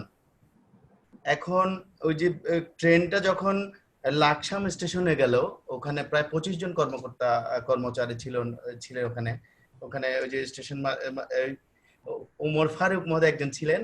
আমরা যে কোনো ভাবে, আমি নামটা বলতে চাচ্ছি না, হয়তো ওনার ঊর্ধ্বতন কর্তারা আছে, আমরা যে কোনো মারফতে এই তথ্যটা পেলাম। আমার এখানে চট্টগ্রামে আরেকজন আমাদের রেলবিট করে এরকম একজন সিনিয়র সাংবাদিক আছেন, ওরা বলছে এরকম একটা তথ্য পেয়েছি, তোমার সাথে তো ওদের এই জিআরপি থানা এবং আরএনবি সম্পর্ক আছে, তুমি একটু দেখো না। তখন আমি যে কোনো একজনকে ফোন দিলাম, তাকে যখন ফোন দিলাম বলে যে ভাই দেখো এটা কিন্তু সেন্সিটিভ, উনি ওই ডিআরএম মহোদয় উনি কিন্তু জানলে আমাদেরকে করে ফেলবে। এখন আমি তখন তাকে জিজ্ঞেস করলাম যে ভাই আপনি নিশ্চিত থাকেন আমি তথ্য আপনার নাম যাবে না, আপনি আমাকে একটু বলেন। তখন এই বিষয়টা খুলে বললো যে যখন এই যে প্রথমে চট্টগ্রাম স্টেশন থেকে ফেনী স্টেশন গেল, তারপরে নাঙ্গলকোট গেল, এরপর লাকসাম স্টেশনে গিয়ে ট্রেনটা থামলো। ওখানে স্টেশন মাস্টারকে বেশ কিছু টাকা বুঝিয়ে দিল, পেনশন এবং বেতনের টাকা। তখন ওখান থেকে উল্টো পথে চাঁদপুর যেতে হয়। লাকসাম স্টেশন মাস্টারকে ওনাদের সাথে আমাদের ওই যে যিনি বাণিজ্যিক কর্মকর্তা আছেন ওনাকে ফোনে কন্ট্যাক্ট করিয়ে দিল যে আমরা চাঁদপুর স্টেশনে না গিয়ে এই লাকসাম স্টেশন মাস্টারকে আমরা সম্ভবত 65,000 টাকা মাত্র, ওই টাকা এখানে যাতে বুঝিয়ে দেওয়া যায়, মানে বুঝিয়ে দিলে আমাদের স্টেশনটা উল্টো পথে আর চাঁদপুর যেতে হলো না। তখন ওই যে যিনি ওখানে রেলে ছিলেন, ওই যে ট্রেনে ছিলেন, স্পেশাল ট্রেনটাতে ছিলেন, ওমর ফারুক বাণিজ্যিক কর্মকর্তার সাথে কথা বললো যে আমরা এখানে বুঝিয়ে দিই, চাঁদপুরে যেতে তেলও খরচ, আমরাও গেলাম না, সেখানে লকডাউন চলছে, এমনিতে লকডাউন, চাঁদপুরে লকডাউন চলছে, না গিয়ে এখানে বুঝিয়ে দিই। তখন ওদের মধ্যে একটা কম্প্রোমাইজ হলো যে এখানে কালকে লাকসাম স্টেশন মাস্টার ওনাকে যে কোনো ভাবে বুঝিয়ে দেবে টাকাগুলো। তখন এর মধ্যে ট্রেনটা আবার এসে কুমিল্লা হয়ে চৌমুহনী নোয়াখালী হয়ে টাকাগুলো ওই যে স্টেশনে টাকাগুলো দিয়ে আসলো। এখন মাঝখানে এই যে আমাদের ডিআরএম মহোদয় সাদেকুর রহমান উনি বাণিজ্যিক কর্মকর্তাকে ফোন দিলেন যে এর মধ্যে উনি জানতে পারলো যে চাঁদপুর ট্রেনটা যাচ্ছে না। তখন ডিআরএম মহোদয় ওনাকে সরাসরি বললেন ট্রেন অবশ্যই চাঁদপুরে যেতে হবে। এই তথ্য নিশ্চিত করলেন কিভাবে? কারণ অনুসন্ধানী সাংবাদিকতা একজন যেটা বলছে সেটাকে নিশ্চিত করারও দায় থাকে। হ্যাঁ, আমি কতজনের সাথে কথা বলে কিভাবে স্টোরিটাকে মানে জি এরপরে আমি প্রথমে রেলওয়ের কর্মকর্তার সাথে কথা বললাম, ওনার কথাটা বক্তব্যটা শুনলাম। এরপরে আমি জিআরপি থানার এক ঊর্ধ্বতন কর্মকর্তার সাথে কথা বললাম। তখনও আমার সন্দেহ হচ্ছে যে সাদেকুর রহমানের সাথে মনে হয় ওদের কোনো ঝামেলা আছে। এরপর আমি আবার আরএনবির আমাদের এক বিশ্বস্ত একজন কর্মকর্তার সাথে আমি ফোন দিয়েছি, আমিও দিয়েছি। ওই যে আমাকে যিনি সোর্স আমাদের রেল বিটের আরেকজন সিনিয়র, এখানে স্থানীয় একজন সিনিয়র, উনি আমাকে বলে যে সুবল তুমি নিশ্চিত থাকো। আমিও নিশ্চিত হয়েছি। আমি যে তবু আমার সেন্সিটিভ লাগতেছে যে আমি আমাদের বস এই যে আমাদের দেশবন্ধু চট্টগ্রাম ব্যুরোর ফারুক ইকবাল ভাইয়ের সাথে কথা বলছি। আমি যে ভাই এরকম একটা পেয়েছি, আমি কিন্তু কনফার্ম করতে পারছি না। যে তুমি তথ্য যদি সঠিক থাকে, তোমার রেকর্ড আছে? আমার যে হ্যাঁ আমার রেকর্ড আছে, আমি 3 জনের আমার রেকর্ড আছে এটা, এবং যাদের রেকর্ডিংটা আছে ওইটা আমি কোনো কারণে যদি কোনো পরবর্তীতে কোনো সোর্স সমস্যা হয় আমি হয়তো এটা কাজে লাগাতে পারবো। হয়তো তাহলে সুবল মেনে দাও, মানে এভাবে বলছে ফারুক ভাই, এভাবে বলেছেন। তখন আমি এই যে আরএনবির ওনার সাথে উনি বলেছে ভাই দেখো মানে যে কোনো ভাবে প্লিজ কাউকে ইয়াটা বলিও না, কিন্তু আমি নিজেও কোথাও যদি বলতে হয় আমি কিন্তু এটা বলতে পারবো না, এটা সিনিয়রের বিষয়। ওখান থেকে এই যে সবচেয়ে দুঃখজনক যেটা বিষয়, ওখানে 25 জন কর্মকর্তা কর্মচারী ছিলেন। এই লকডাউনের মধ্যে এই বিলাসিতা, আমরা কি ইলিশ মাছ আর পরবর্তীতে খেতে পারবো না? জাস্ট 25 কেজি মতো ইলিশ মাছ পাঠিয়েছে টিটি, সেখানে টিটি মহিউদ্দিন উনি ওই যে ট্রেনের চালকের ওখানে ঢুকে ইঞ্জিন রুমে ওইটা ঢুকিয়ে দিল যে না এটা অবশ্যই আমাদের মানে ডিআরএম স্যার আমাকে বলছে, ডিআরএম স্যার এটা ডিআরএম স্যারকে দিতে হবে। সুবল, আপনাকে ধন্যবাদ। আপনার থেকে যেটা শিখলাম যে আপনি একটা তথ্য পাওয়ার প্রথম কথা হচ্ছে যে আপনার সিনিয়র বা যারা একই বিষয় নিয়ে অনেক দিন ধরে সাংবাদিকতা করেন তাদের কাছ থেকে আপনি অনেক পরামর্শ চাইতে পারেন, টিপ নিয়ে আপনি অনুসন্ধান করতে পারেন। কারণ এখন যেমন শিশির দাও বলছিলেন যে আপনার অফিসের হেলথ বিটের লোকের সাথে কথা বলে আপনি জেলা পর্যায়ে অ্যাঙ্গেল ঠিক করতে পারেন যে কিভাবে স্টোরি করতে পারেন। আরেকটি আপনি যেটা করেছেন যে একটা তথ্য পাওয়ার পরেও আপনি 3-4 জন কর্মকর্তা আলাদা আলাদা ডিভিশনের কর্মকর্তার সাথে কথা বলে সেটা যাচাইয়ের চেষ্টা করেছেন। আমার মনে হয় যে জেলা পর্যায়ে থেকে আর অনেক ধরনের সাংবাদিকতাই হতে পারে। এটা একটি বিচ্ছিন্ন উদাহরণ, কিন্তু এটাও একটা ইন্সপিরেশন, যেটা কারণ সুবলের স্টোরিটা বেশ জনপ্রিয় হয়েছিল এবং ভাইরাল হয়েছিল, বা অনেকেই এই স্টোরিটা দেখেছিলেন এবং পড়েছিলেন। আর একটা প্রশ্ন এসেছে আমাদের এখানে যে আমাদের ওয়েবিনারে আমাদের যিনি পাঠক প্রশ্ন করছেন বা দর্শক প্রশ্ন করছেন যে কিভাবে তারা মানে মৃত্যুর সংখ্যা বা আরো অনেক বিষয় আছে এগুলো নিয়ে কি রকমের রিপোর্টিং হতে পারে বা রিপোর্ট সাংবাদিকতা কিভাবে করা যেতে পারে। আমি আমার স্ক্রিনটা শেয়ার করছি।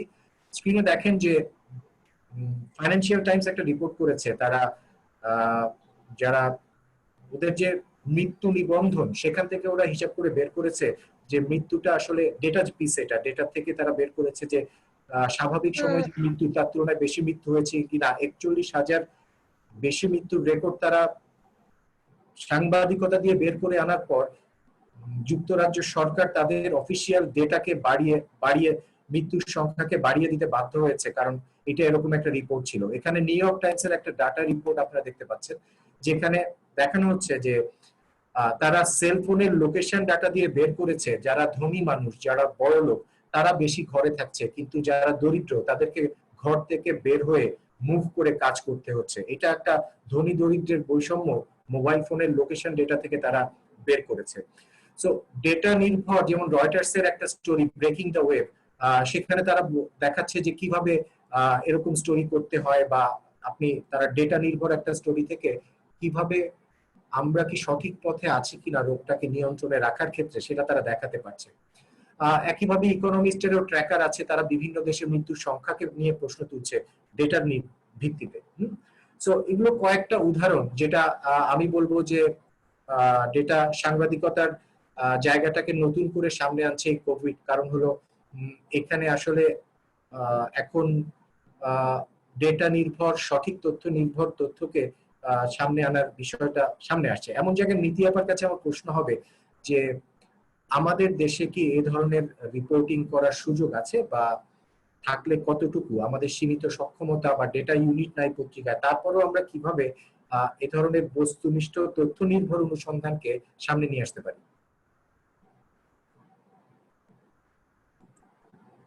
আপনি মিউট করা। বলে নাই?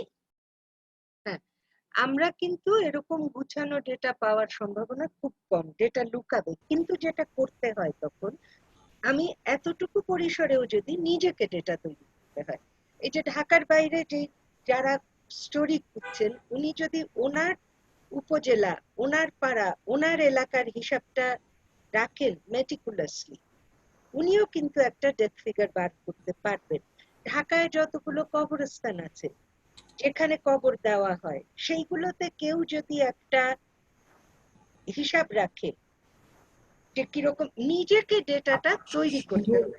শুধু মৃত্যুর বা রোগ আক্রান্ত হিসাব না, মানে না, যে আপনি দেখেন যে একটা বৈষম্যের স্টোরি, সামাজিক একটা হ্যাঁ স্টোরিও হ্যাঁ ডেটায় কিন্তু উঠে আসতে পারে। জি। হ্যাঁ, পারে পারে। আমি যদি খোঁজ রাখি, আমি যদি বাজারে নিজেও কিছু খোঁজ করি ছোট পরিসরে, আমি বড় করে বড় স্কেলে ডেটা আমি হয়তো পাচ্ছি না, কিন্তু আমি আমি যেই দোকানটায়, আমি যেমন খোঁজ করি যেই দোকানটা থেকে আমি জিনিস কিনি, তার কি জিনিস আসছে, কারা কিনছে, কিছু না কিন্তু একটু দূর থেকে দাঁড়িয়ে 6 ঘন্টা দেখলেও একটা হিসাব নিজে বার করা যায়। ডেথ টোলটা তো হিসাব করা যায়ই নিজেরা। হাসপাতালে চিকিৎসা নিতে কারা যাচ্ছে, এই হিসাবটা নিজে রাখা যায়। নিজেকে যেখানে ডেটা নাই সেইখানে নিজেকে একটু ডেটা তৈরি করতে হয়। এটা ছোট পরিসরে হোক, বড় পরিসরে হোক, বানিয়ে কাজ করতে হয়। ছোট নমুনা হতে পারে এই যে র্যাপিড সার্ভে যেগুলো হচ্ছে, সেই র্যাপিড সার্ভে গুলো কি করছে, তারা যেই কাজটা করছে সেম কাজটা কিন্তু আমরা সাংবাদিকরাও করতে পারি। তারা তাদের যে পুরনো গবেষণার যতগুলো টেলিফোন বেজ আছে, এই যে যে জেমস প্লি গ্রান্ট স্কুল করছে একটার পর একটা, পিপিআরসি আর বিআইজিডি একটা বড় করলো, ওরা আগের টেলিফোন ডেটাবেস থেকে সিস্টেমেটিক্যালি ফোন করে করে মানুষের কাছ থেকে একটা সেট অফ প্রশ্ন তৈরি করে জানছে। ইন আদার ওয়ার্ডস, আমার একটু গুছিয়ে ছোটখাটো একটা স্টাডি করার প্রস্তুতি নিয়ে আমি আগাতে পারি। সেটা কিন্তু লকডাউনের ভিতরে বসেও আমি করতে পারি। আমি আমার যে হ্যাঁ, বিষয়টা আর কি বলতে চাচ্ছি আপনাকে, যে যে এই সময় আমি দেখেছি যে মানে পত্রিকার রিপোর্টের চাইতে টেলিভিশনের রিপোর্ট করা অনেকটা কঠিন। সহজ। না, আমার কাছে সহজ। সহজ মনে হয় কি, কারণ হচ্ছে আপনি রাস্তাঘাটের ছবি দেখাতে পারেন, আপনি রাস্তাঘাটে বসে আছে সেই মানুষের দূর থেকে ছবি দেখাতে পারেন, আপনি বলতে পারেন, আপনি হসপিটালগুলো দূর থেকে ছবি দিতে পারেন। আপনার যে সব কাছে যেতে হবে এমন কিছু না, কারণ মানুষ তো বাসায় আছে, মানুষ আসলে দেখতে চায়, জানতে চায়। তো এই যে টেলিভিশনের জার্নালিস্টরা মানে অনলাইন নির্ভর, এবং আপনি এইটা আমার সাথে অ্যাগ্রি করবেন কিনা আমি জানি না, যে এখন কিন্তু ইন্টারভিউ নেওয়াও সহজ। আপনার তো এখন অনলাইনে সবাই বাসায় আছে, আপনি যদি তাকে কনভিন্স করতে পারেন তাহলে মানুষ কথা বলতেও চায়। হ্যাঁ, মানুষ বোর ফিল করতে, কথাও বলতে চায়। যেমন আমি মানে সরকারি দলের নেতারা, বিরোধী দলের নেতারা এখন তো অনলাইনে নাকি ভিডিও পাঠিয়ে দেয় কথা বলার জন্য। তো এইটা আসলে আপনি যদি একটু চেষ্টা করেন, বাসায় থেকেই একটা ভালো রিপোর্ট করা সম্ভব। আমি একটা ছোট্ট উদাহরণ বলি, এটা আরেকটা পয়েন্টও বলার জন্য, যে আমি যখন রিপোর্টিং করছি, অনুসন্ধান তথ্য বার করা, সেটা আমার একটা আছে, আমার মাথায় কিন্তু এটাও থাকতে হয় যে এই যে আশঙ্কা, আতঙ্ক, এগুলোর ফলে সমাজে যে প্রভাবটা হচ্ছে, অনেক ক্ষেত্রে এই যে একঘরে করে দেওয়া, এই করা, প্রবাসীদের ক্ষেত্রে এই করা, এই সিচুয়েশন গুলিও কিন্তু তুলে ধরা দরকার। তো মনে করো এটা 2-3 মাস আগে আমি নিজে করছিলাম, তখন কেমন করে, কাউকে তো আমি তো যেতে পারতেছি না, নাম্বার জোগাড় করে করে ফোন করে লোককে, এবং বিদেশ থেকে যারা আসছে তারা কিন্তু স্মার্ট, তাদের কাছে স্মার্টফোন আছে, 2-3 জন আমাকে, আমি বলছি যে আমাকে একটু রেকর্ড করে পাঠান, রেকর্ড করে একটু ভিডিও পাঠাই দিছে, একটু পাঠাই দিছে। ইউ ক্যান, করতে তুমি পারবে যদি তোমার মাথায় থাকে আমি কি করতে চাই, এবং যদি তোমার এই কনভিকশন থাকে যে আমি এটা করব, করা সম্ভব। আপনি কি দেখেছেন কিনা যে একটা ভিডিও ভাইরাল হয়েছে, মুগদা জেনারেল হাসপাতালের সামনে এসে মানে হ্যাঁ। রোগী যারা, তারা খুব শাউট করছে এবং তারা বলছে যে তাদের এখানে রাতের বেলা মানুষ মারা যাচ্ছে, সে মারা যাচ্ছে, ও ট্রিটমেন্ট দিচ্ছে না। আপনি একজন সাংবাদিক, ইনভেস্টিগেটিভ রিপোর্টার কিন্তু এই ভিডিওটা ধরেই একটা ইনভেস্টিগেট করতে পারে এবং মুগদা জেনারেল হাসপাতাল সংশ্লিষ্ট হাসপাতাল ডেফিনেটলি কিন্তু তাকে ইনভেস্টিগেট করতে হবে, কেননা তা নাইলে এটা ওই অ্যানেকডোটাল একটা জিনিস হয়ে যাবে। হ্যাঁ না সেটাই এবং ইনভেস্টিগেট করতে পারে। কনটেক্সটটা লাগবে। ওই যে হ্যাঁ আমি সেটাই। বললাম না যে আমাদের কিন্তু ধারণা হচ্ছে যে হাসপাতালে গেলে ডাক্তার আমার কাছে 2 বেলা আসবে, কিন্তু হ্যাঁ, সেটাই। আইসোলেশন চিকিৎসায় তো আসলে ডাক্তার আসে না। এবং হ্যাঁ এইটা জানানো একটা কিন্তু কাজ, একটা যে হ্যাঁ কাজ তোমাকে তো সেইটা এইটা করলেও খুব তুমি ভালো দিক। সমাজের ভয়টা একটু কমাচ্ছ। তোমার তো সেটাই। সব দিক থেকে তোমার এখন কাজ করার আছে। ওই যে মাথায় যদি থাকে যে আমি মানুষের কাজে লাগবো, কাজে আসবে, মানুষের উপকারে আসবে এই সময়। আমার যা পেশা সেই পেশাটা যেন কাজে লাগে। So now I want to ask Anna, like further, like we have been talking about data, and Miti and Babu is consistently they're emphasizing on talking with people, which is very important. But given that data and other resources, how can we do more stories from home? And given that there are more, now we can understand what audience want from their online readership and other things. So what do you say? Well, of course, there is a distinction between data journalism and data-driven journalism. In data journalism, we use data to produce journalism, but in data-driven journalism, we find out more about our journalism through the statistics that we get through our digital channels. And I think that, I know that that's something that Proto Malo are pretty good at, but I think that for the newspapers who have increased their readership online, this is a very good opportunity to find out more about your readership and also about how you actually produce a package and show your journalism in social media and other ways. You have the tools that are Google Analytics, probably, if you have a website, but also if you publish in social media, you can follow your stories through the Facebook statistics and CrowdTangle in order to find out. My last few years at Swedish Radio was very much working with editorial development through data statistics. And it's interesting to see how headlines, images, the way that we produce and package stories in social media behave very differently in different groups. There is really a lot to learn about how we reach our audiences with data-driven journalism, and also for individual reporters to be aware of what happens if I put a picture of the person that I interviewed compared to what happens if I put a picture of the building or the vehicle.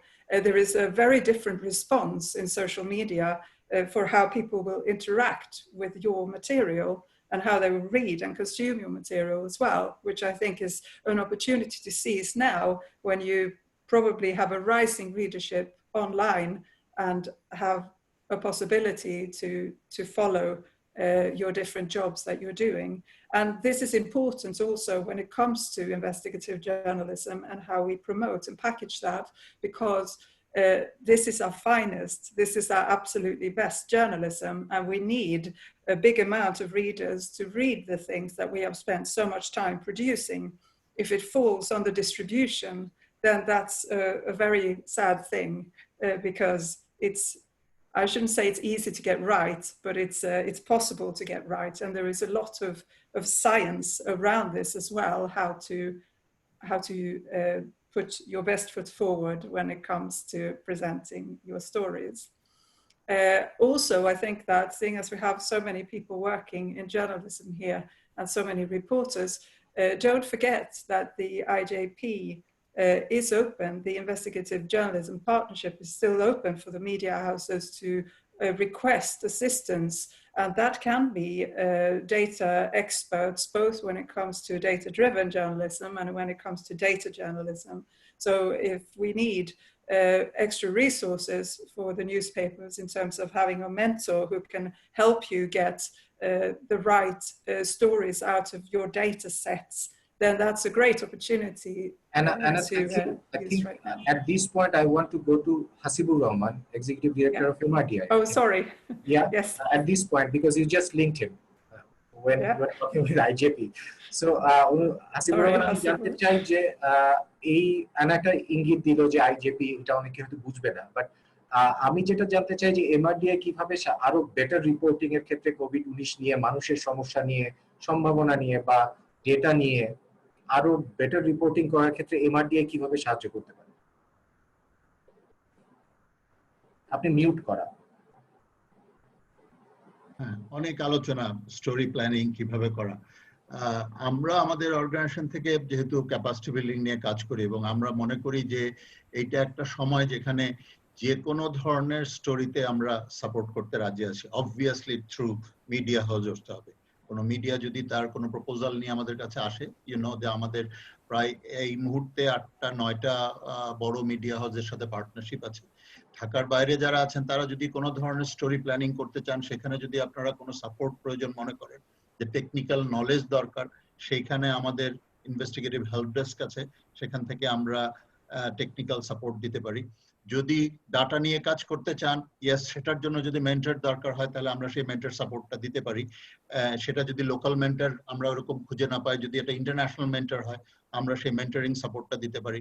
কোনো story planning করার সময় যদি মনে করেন যে স্টোরিটাকে আপনি আরেকটু বড় করতে চান, সেই বড় করার জন্য কি কি কাজ করতে হবে সেটা নিয়ে যদি আপনি কোথাও কোনো ধরনের সাহায্য চান, আপনি আমাদের এমআরডিআই হেল্প ডেস্ক আছে ইনভেস্টিগেটিভ জার্নালিজম, সেখানে আপনারা সাপোর্ট করতে পারেন।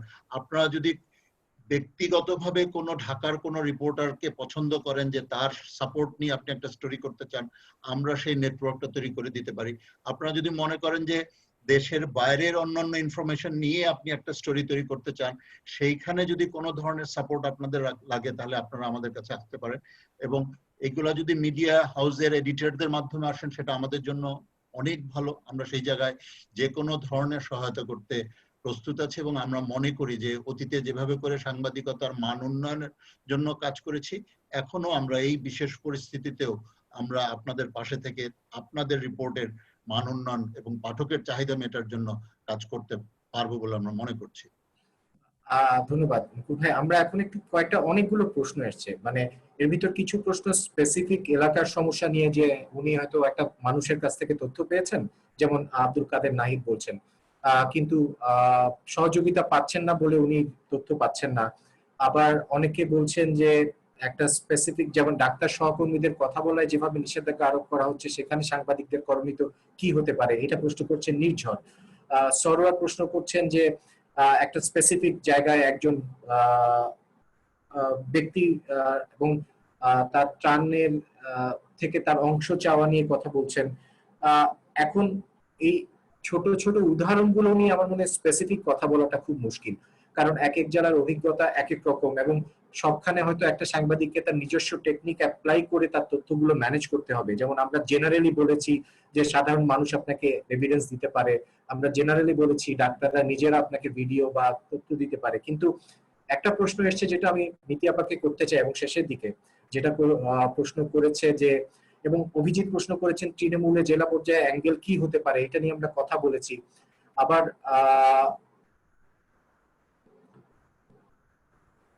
এরকম অনেক প্রশ্ন আছে যেটা আমার ধারণা কিছু কিছু আমাদের অ্যাড্রেসও হয়েছে। পটলু ভাই অনেকগুলো পরামর্শ দিয়েছে খুলনা থেকে, সেগুলো কিছু অ্যাড্রেসড হয়েছে।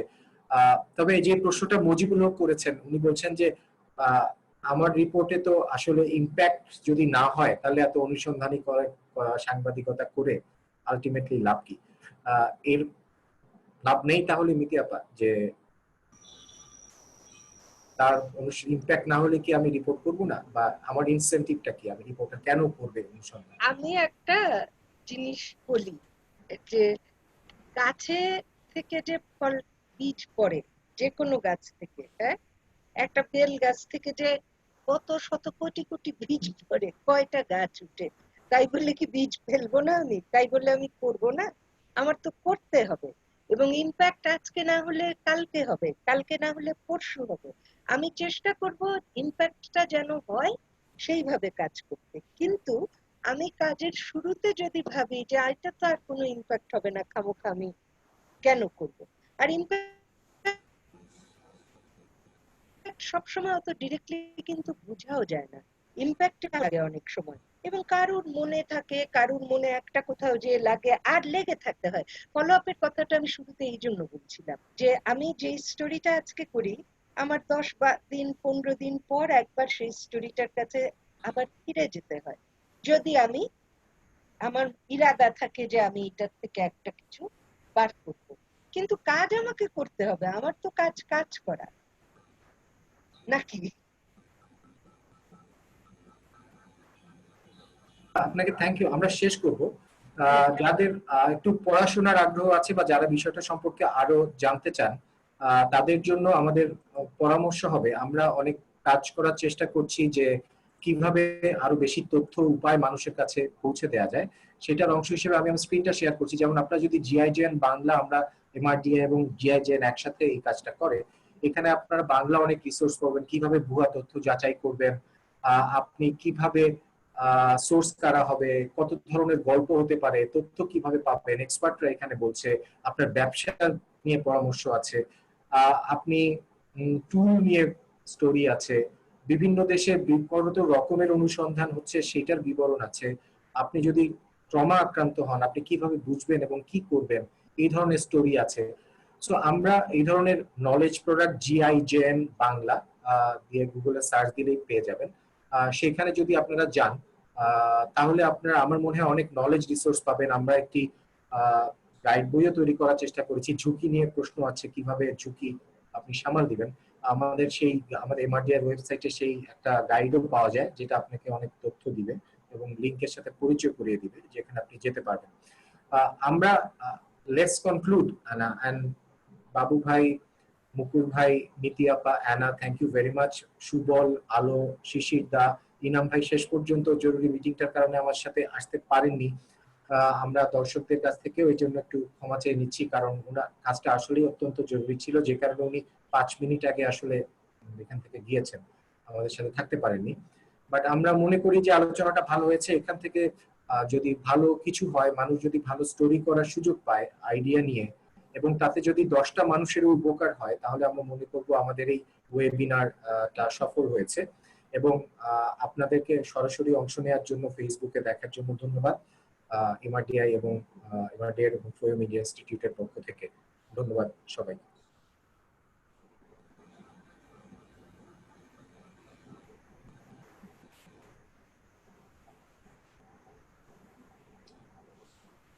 ধন্যবাদ মিতি আপা। সুবল, ধন্যবাদ।